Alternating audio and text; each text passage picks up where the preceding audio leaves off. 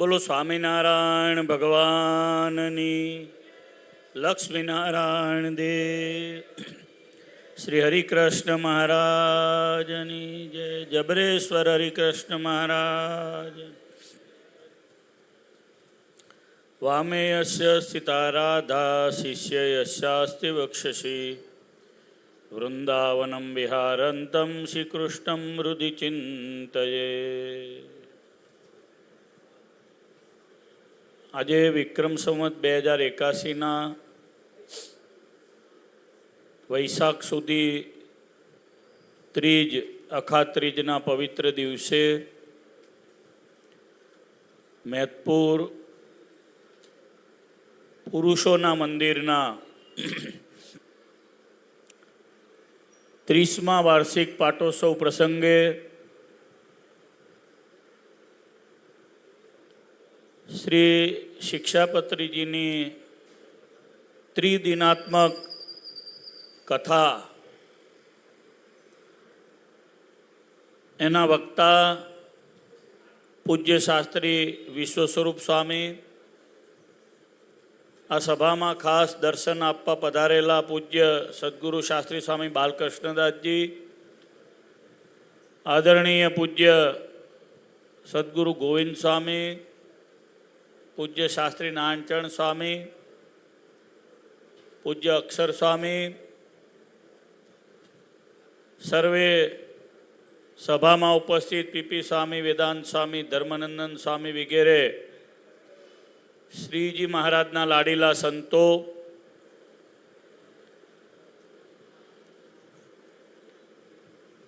મંદિરના પાટોત્સવ પ્રસંગની આ દિવ્ય કથા અને પ્રસંગના યજમાન મુખી પરિવાર વસંતભાઈ, એમના દીકરાઓ ભગવતીભાઈ, જયંતિભાઈ, જગદીશભાઈ, સભામાં ઉપસ્થિત સમગ્ર હરિકૃષ્ણભાઈ વગેરે એમનો પરિવાર, મેદપુર ગામના સર્વે, કાંતિભાઈ, બંસીલાલ આવ્યા છે, જગદીશભાઈ છે, નટુભાઈ બેઠા છે, સૌ આગેવાનો બધા દેખાય છે, હરિભક્તો બધા, ભગવાનના લાડીલા સૌ ભક્તો, ભાઈઓ બહેનો, સૌને મારા જય સ્વામિનારાયણ.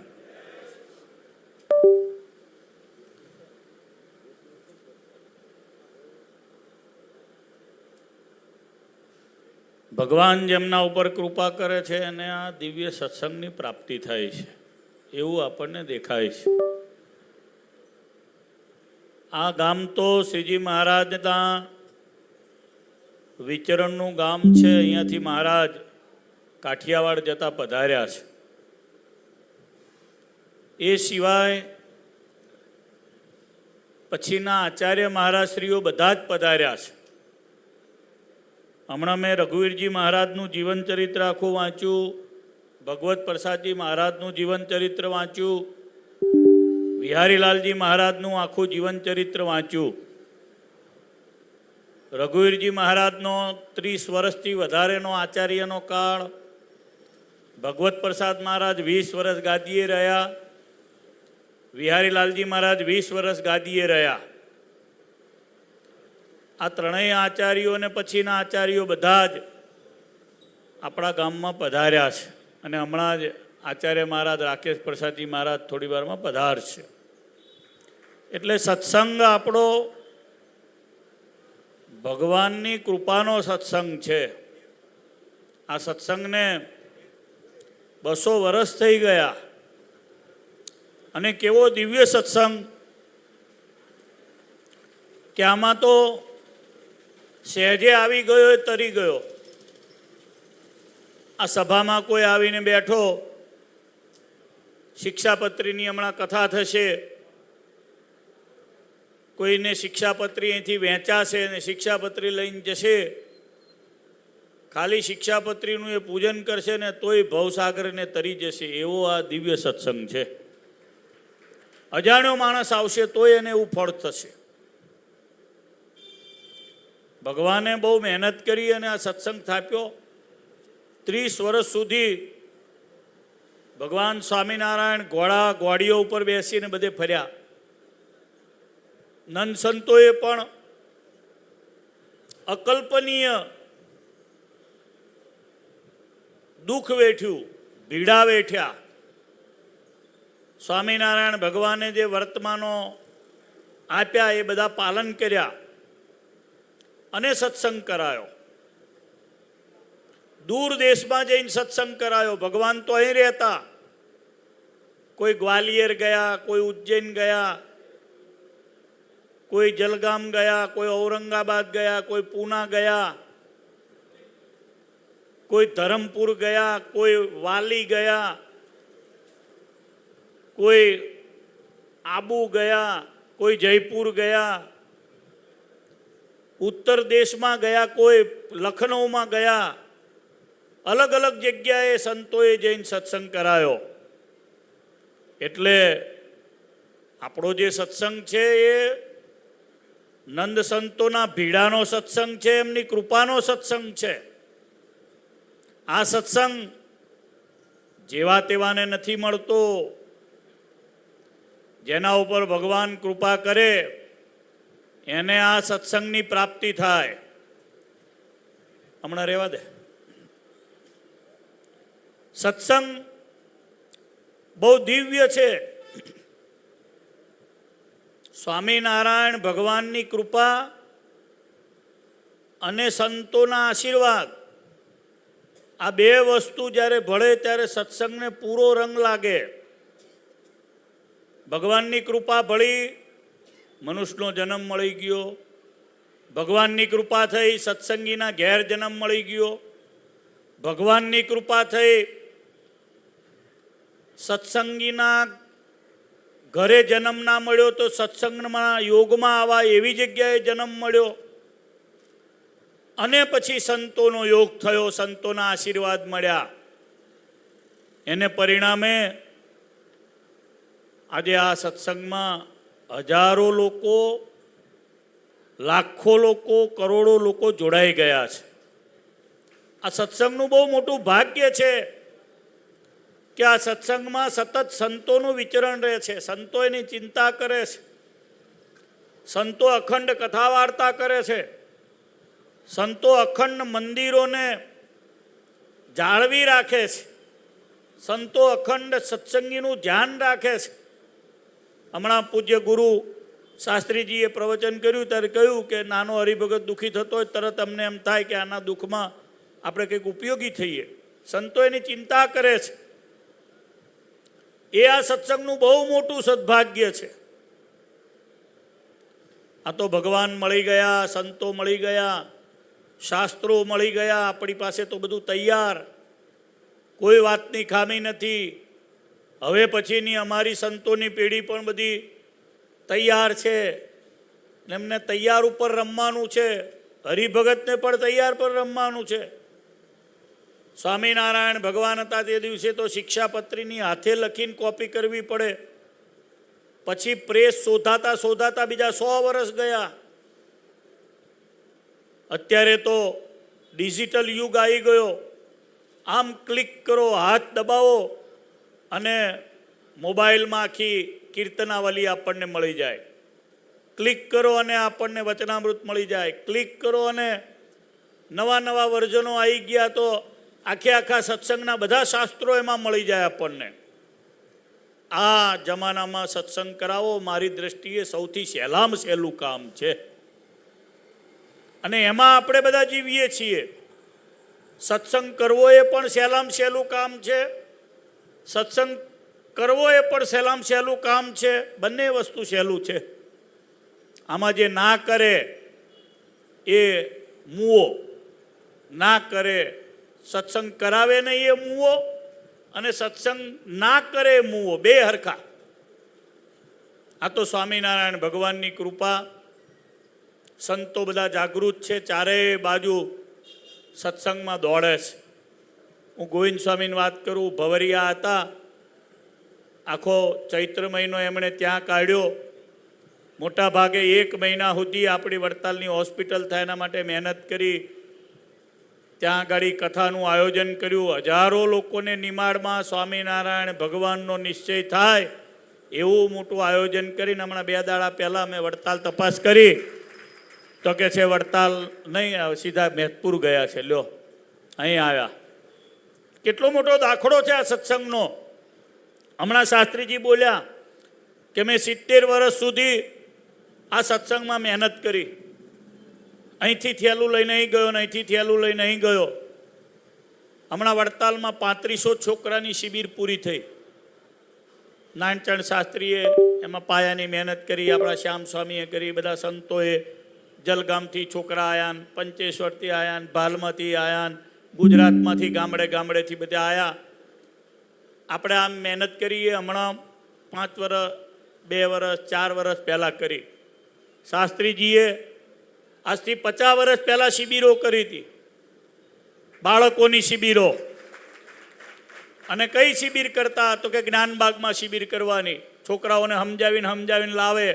મને કહેતા, હું બહુ ફર્યો શાસ્ત્રીજી સાથે, એટલે મને કહેતા કે હું ને કાનજી ભગત 2 જણા શિબિર કરીએ તો અત્યારે શિબિર કરેલા તમે અમેરિકામાં, આફ્રિકામાં, ગુજરાતમાં, ગામડાઓમાં જાઓ તો અત્યારે 60, 70, 50 વર્ષના જે છોકરાઓ બધા, જે વડીલો બધા થયા, એ વખતના છોકરા, અત્યારના વડીલો, તમે એમને પૂછો તો એ તરત કે, મને શાસ્ત્રીજી કહેતા હતા કે હું જ્ઞાનબાગમાં લઈ આવું, ભગતજીનો સ્વભાવ કડક, એ લાઈનમાં બેસો, એ બધાએ સીધું જોવાનું. તો છોકરા કે બીજે દાડું ઉપરથી થેલું ફેંકીને પાછળથી નાહી જાય કે છે, એવું એ શાસ્ત્રીજી કહેતા મને.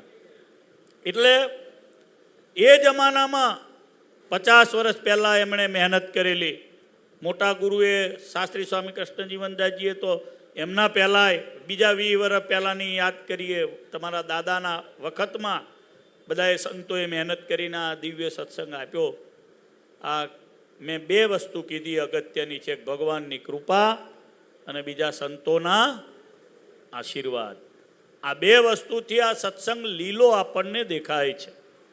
અત્યારે પણ આ મંડળના સંતોની વાત કરું, નાનચંદ સ્વામી રાત દિવસ સત્સંગમાં ઢોલક વગાડવાનું કહે તો એ વગાડી નાખે, માઇકનું સેટિંગ કરવાનું કહો તો એ કરી નાખે, આ પાટ ઉપર બેસવાનું કહો તો બેસે, રોટલી દાળ ભાત શાક લાડવા બનાવવાનું કહેતો એ કરે, સ્ટેજ તૈયાર કરવાનું કહેતો એ કરે.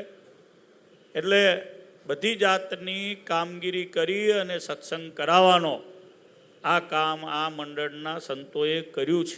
આપણે બધાએ ઉદાહરણ લેવા જેવું છે. હું તો મારા મંડળના સંતોના પ્રવચન મારું છે, હું સંભળાવીશ, કહીશ કે કેટલા બધા એક્ટિવ ભૂમિકામાં રાત દિવસ. કેટલાક સંતોએ મેં જોયું આખી જિંદગી સંહિતા જ વાંચી. શું કર્યું તો કે સંહિતામાં ફલાણા સ્વામીને જ બેહાડો, પછી કે કંઠી પહેરાવતા તો કે એ આપણું કામ નહીં, સંહિતા વાંચીને એટલું જ કામ કર્યું. કેટલાકે શું કર્યું તો કે મહંત જ થયા, એટલે ભાઈ ખોટા રીતે કે ફલાણા નામનું જ મોરછાપ કરો. શું કર્યું તો કે મોરછાપ કરી, મારો ચેલો બરાબર ચલાવે છે કે, એટલે પણ તારા ચેલાએ ચલાવ્યું તે શું કર્યું.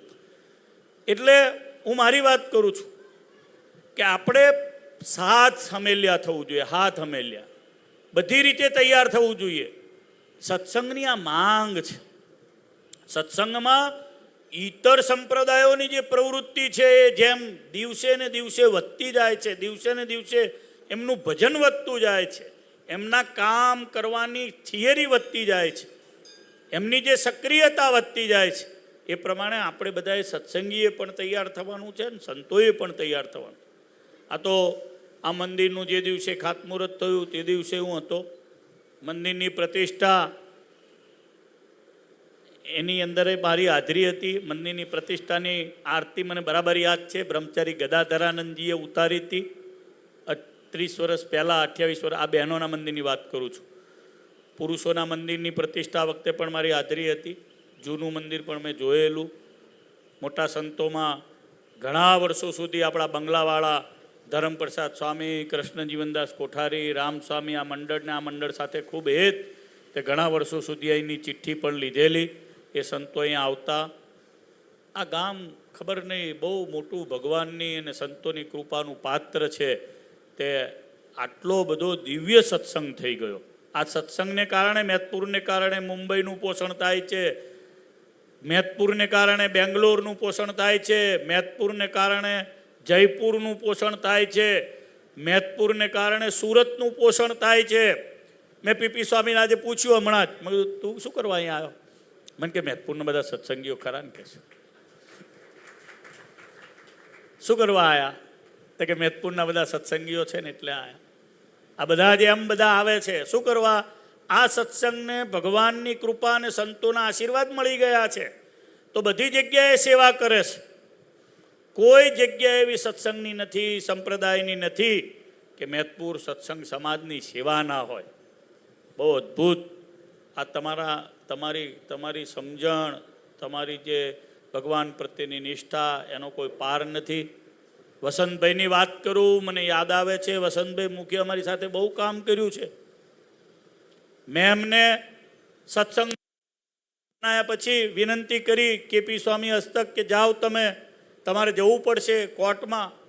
મુખી આ ઉંમરે, આટલી ઉંમરે રાકેશ પ્રસાદ મહારાજને બેસાડવા માટે કોર્ટમાં ગયા, સાક્ષી પુરાઈ. કોઈ દિવસ પોતાની જમીન માટે, પોતાના ઘર માટે, પોતાના કામ માટે કોર્ટમાં નહીં ગયા હોય, પણ સત્સંગના કામ માટે કોર્ટમાં ગયા, સાક્ષી પુરાઈ. કઠેડામાં ઊભા રહ્યા, લીમડા નીચે બેસતા હતા, 10 ધક્કા ખાધા હશે.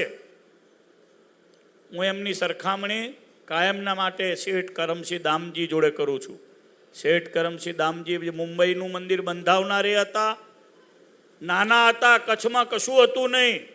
સ્વામિનારાયણ ભગવાનના સંતોના આશીર્વાદથી એ મુંબઈ ગયા અને મોટા શેઠિયા બની ગયા. એમ જે ધન મેળવ્યું એ સંતોના મોટા ગુરુના આશીર્વાદથી મેળવ્યું. માયાતીતાન સ્વામી જેવાના આશીર્વાદથી, બધા સંતોના આશીર્વાદના કૃપાના પાત્ર બન્યા. અને અમને કડકાઈથી કહી શકતા. મારી જોડે વ્યવહારમાં રહ્યા છે 10 વર્ષ. હું ચેરમેન હતો ત્યાર થાય એટલે ફોન કરે. તે દિવસે તો પેલા ફોન હતા, ફોન કરે, આમાં આવું છે ને આમાં આવું છે ને આમાં કરવાનું છે, એમ ત્યાંથી ઓર્ડર કરે. એવું એમનું કામ હતું. ક્યારેય કોઈથી બીતા નહીં, હિંમતવાળા હતા, સત્સંગની ચિંતાવાળા હતા. અત્યારની પેઢીની ચિંતા નહીં, ત્રીજી પેઢીની ચિંતા કરનારા હતા. જ્ઞાનમાળાને આ રીતે છપાવાય, સત્સંગના પુસ્તકો છપાવાય. ઉત્સવો આવતા તો એ સ્વયંસેવકોની ચિંતા કરતા. મને કહેતા કે સ્વયંસેવકો તમે તૈયાર કરો. અમે જ્યાં પંચેશ્વર તૈયાર કરીએ છીએ ને એમાં ક્યાંક મુખીનો વિચાર પડેલો છે. મને કહેતા સ્વયંસેવકો તૈયાર કરો, સ્વયંસેવકો તૈયાર કરશો એ ભવિષ્યના સત્સંગના સારા હરિભક્તો થશે એવું કહેતા. આ એમણે જે રિયલ કહેલું છે હું તમને કહું છું. એ બધી રીતની સત્સંગની ચિંતા કરતા. બહુ પાયાના કામ એમણે કર્યા. શાસ્ત્રી મહારાજનો જેટલો આભાર માનીએ એટલો ઓછો છે. આ શાસ્ત્રીજીએ આખું સત્સંગમાં ઘસી નાખ્યું છે. એ તો માર્કેટિંગ વગરના સંત, એટલે આમાં કશી આપણને બીજી કંઈ ખબર પડે નહીં. એ કંઈ પોતાનું માર્કેટ કરે નહીં. એ પોતે બહુ ઘસાયા છે. હું એમની સાથે મને બરાબર યાદ આવે છે, પેટલાદનું મંદિર કરતા હતા. એમને તો અત્યારે સંભળાતું નથી ઓછું. અમે 2 જણા રિક્ષામાં જતા. લગભગ 2 વર્ષ સુધી અમે 2 રિક્ષામાં ધક્કા ખાધા હશે. અને આટલા પાણીમાં વટાવ આગળ રિક્ષા ફસાય ત્યારે શાસ્ત્રી મહારાજ કાથરો મારે ને ધક્કો મારીને અમે 2 જણા પેટલાદમાં સત્સંગ માટે આવતા. પેટલાદના સત્સંગની ગોપાળાનંદ સ્વામી પછી સૌથી વધારે કોઈએ ચિંતા કરી હોય બાલકૃષ્ણ શાસ્ત્રીજીએ કરી છે. આવો મારો અનુભવ છે. બહેનોનું મંદિર એમણે બાંધ્યું, પુરુષોનું મંદિર બાંધ્યું. અત્યારે સંપ્રદાયના ચાલતા નાના મોટા આચાર્યના માથાકૂટો ત્યાં થઈ તો મને કહે છે તારે ટ્રસ્ટી તરીકે રહેવાનું છે. મને પેટલાદમાં એમણે ટ્રસ્ટી તરીકે મૂક્યો, મંદિરના ટ્રસ્ટી તરીકે. મને કે તું રે, આ લોકો કોઈ આગા પાછા થાય તો મંદિર સાચવજે. એટલે એવું એમને સત્સંગની પાયાની ચિંતાનું કામ કરેલું છે. હું યાદ કરીશ, ઉમરેઠનો સત્સંગ હોય, ગોધરાનો સત્સંગ હોય, બામણગામનો સત્સંગ હોય, કંડારીનો સત્સંગ હોય, મેઘવાનો સત્સંગ હોય, મેદપુરનો સત્સંગ હોય, ગામડાઓના સત્સંગ હોય. ગુરુ મહારાજ બાલકૃષ્ણ શાસ્ત્રીએ બહુ સત્સંગની ચિંતા કરી છે. શાસ્ત્રી મહારાજને એકવાર તાળીના નાદથી વધાવો. આ તો ધામમાં જાય પછી ફોટાને પૂજવો એન કરતા એવા બેઠા હોય વાત કરીએ આગળ પડે આપણને. એમણે જે સત્સંગ માટે કર્યું છે એવું આપણે જો બધા કરીએ તો લક્ષ્મીનારાયણ દેવ, હરિકૃષ્ણ મહારાજ રાજી થાય. પાછા ધડક છે. હું એમને 2004માં અમેરિકા લઈ ગયો. ચાલો ન્યૂજર્સીની પ્રતિષ્ઠામાં. તો સત્યવક્તા છે એટલે ક્યારેય કોઈથી દબાય નહીં. મેં જોયા છે એમના સેંકડો પ્રવચનો કે ક્યારેય કોઈથી દબાયા નથી. સત્ય વાત કરી છે. હસતા જાય ને કહેતા જાય. ઈથરવાળો છરો, ખબર કપાય પછી ખબર પડે કે આલે આ તો ગયું બધું. એમ સત્યવક્તા, સાચું બોલે. અને એમને જે લાગે કે પણ શ્રીજી મહારાજની વડતાલની વિચારધારાથી બહાર વસ્તુ હોય નહીં. આ બધી વાત થોડી વ્યવહારની પણ કરી. અક્ષય તૃતીયાનો પવિત્ર દિવસ છે. 3 મહિના આપણા હિન્દુ ધર્મમાં સૌથી વધારે પવિત્ર ગણ્યા છે. એક કારતક માસ, બીજો માઘ માસ અને ત્રીજો વૈશાખ માસ. બીજા બધા માસ પવિત્ર જ છે. માસાના માર્ગ શીર્ષોહમ એવું શ્રી કૃષ્ણ ભગવાને માક્ષર મહિના માટે ગીતાજીમાં કહ્યું છે. પણ આ 3 મહિના પુરાણોમાં વારે વારે એના માટે ગાયું છે. અક્ષય તૃતીયાનો આજનો દિવસ દાન માટે, પુણ્ય માટેનો સૌથી ઉત્તમ દિવસ ગણ્યો છે. આજના દિવસે નાની મોટી ભજન ભક્તિ થાય, માળા થાય, ભગવાનનું સ્મરણ થાય. આનાથી મોટું કોઈ પુણ્ય નથી. નદીએ નવાય, સમુદ્રએ નવાય, કૂવાનું સ્નાન થાય તો અતિ પવિત્ર આજનો દિવસ ગણવામાં આવ્યો છે. અક્ષય તૃતીયાનો દિવસ વણ પૂછ્યું મુહૂર્ત અખાત્રીજનું છે. મોટા સંતોએ એટલા માટે અખાત્રીજને દિવસે આપણા મંદિરની પ્રતિષ્ઠા કરાઈ છે. સ્વામિનારાયણ ભગવાન આ સત્સંગને ખૂબ બળ આપે. આ મંડળના સંતો પૂજ્ય ગોવિંદ સ્વામી એ સત્સંગનો આધાર સ્તંભ છે. અત્યારે વડતાલ મંદિરના મુખ્ય સંતો પૈકી અમારી જેમ સક્રિયતાથી કામ કરનારા સંત છે. પોતે જ નાનામાં નાની વાતની ચિંતા કરે. મને 3 ફોન કર્યા છે. મને કે તમે આવવાના ને? મેં કીધું આવીશ. મુખીનો તો ફોન આવ્યો, પણ ગોવિંદ સ્વામીએ નીકળ્યા પછી અહીં બૌદ્ધક પહોંચ્યો ત્યારે ફોન આવ્યો. કેટલે પહોંચ્યા? એમ નાનામાં નાની વાતની ચિંતા કરનારા સંત છે. અને વડતાલ સિવાય સ્વપ્નમાં પણ એમને કોઈ દિવસ બીજો વિચાર ગુરુના આશીર્વાદથી કર્યો નથી. આ બહુ મોટું વડતાલ સંસ્થાનું ગૌરવ છે. વડતાલ સંસ્થાનું ભાગ્ય છે કે આવા સંતો અત્યારના સાંપ્રત પ્રવાહમાં પણ છે. અને એમના પગલે નારાયણચરણ સ્વામી, વિશ્વસ્વરૂપ સ્વામી આવ્યા છે. આ નાના માધવ સ્વામી છે, અમારા નંદકિશોર સ્વામી છે. રામને યાદ કરીશ. મારા ભાઈબંધ અક્ષરદાસ છે. અમે 2 જણ વર્ષો સુધી સભામાં બેઠા છીએ. એટલે કાયમ એવું એને કહું કે તારું વિલ મને કરી આપવાનું છે. એટલે અક્ષર સ્વામી મારા ખાસ જૂના ભાઈબંધ છે. બધા ભગવાનના બહુ ઉત્તમ ભક્તો છે. નિર્મળ હૃદયના, બીજાને ઉપયોગી થવું એ જ આ મંડળનું સૌથી મોટામાં મોટું પરોપકારે લક્ષણ છે. બીજાને ઉપયોગી થવું. મહારાજને પ્રાર્થના કરું આ મંડળને ખૂબ બળ, બુદ્ધિ, શક્તિ આપી છે. એમના પગલે ચાલવાની અમને બધાને શક્તિ આપે એવી મહારાજ કૃપા કરે. મુખી પરિવારને ખૂબ સારો સત્સંગ છે. વિશેષ સત્સંગ થાય ને એમના દ્વારા હરિભાઈ તમારા જેવા બીજા સત્સંગીઓ તમે તૈયાર કરી શકો એવી બધી બળ, બુદ્ધિ, શક્તિ, તેજુને બધાને મળે એવી ભગવાનના ચરણમાં પ્રાર્થના કરી. મેદપુરવાસી સૌ સત્સંગીઓ આપણા સત્સંગના પાયાના મણી જેવા સત્સંગીઓ છે. શ્રીજી મહારાજ બધા ઉપર રાજી રહે, લક્ષ્મીનારાયણ દેવ રાજી રહે એટલી પ્રાર્થના કરી. વીરમું સહજાન સ્વામી મહારાજ આજની જય. વાલા